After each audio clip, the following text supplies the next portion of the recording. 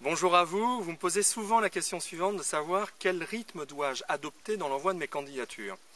Comme vous le savez, il y a trois types de candidatures. Premièrement, vous répondez à une annonce repérée sur un site internet, dans la presse. Deuxièmement, candidature spontanée, vous envoyez votre candidature à une cible, à une entreprise que vous avez sélectionnée. Troisièmement, mais là-dessus je ne vais pas trop m'étendre, vous avez du piston, quelqu'un peut vous recommander ou vous faire entrer dans une entreprise. Ça me concerne un petit peu moins.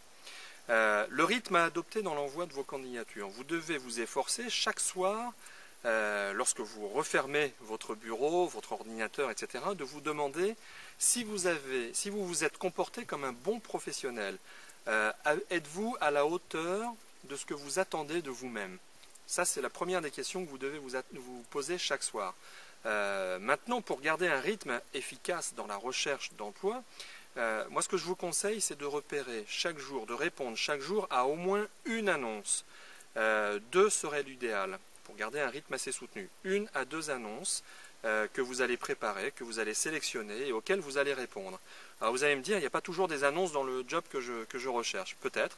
Dans ce cas-là, vous allez élargir le cercle de vos recherches de façon à garder ce rythme, de façon à garder le rythme aussi des entretiens de recrutement que vous pourriez avoir, et de façon à rester dans un certain niveau, dans une certaine action. Je préfère que ce soit vous qui refusiez un emploi plutôt que le recruteur qui ne vous contacte pas. Deuxièmement, candidature spontanée. Vous avez sélectionné vos entreprises, vous savez quel type d'emploi vous recherchez, précisément, ça n'est pas à l'entreprise de le savoir pour vous. Vous envoyez des candidatures spontanées à des entreprises que vous avez sélectionnées. L'idéal, pardon pour les mouches, l'idéal, 10 à 15 candidatures spontanées par jour. Je sais que c'est beaucoup, néanmoins ce volume-là, surtout si vous les avez très bien ciblés, vous permet de renouveler vos envois tous les mois. Vous savez que les candidatures spontanées ne sont pas gardées, ou très rarement par les entreprises. Par conséquent, vous pouvez vous permettre tous les mois d'envoyer une candidature spontanée à la même entreprise.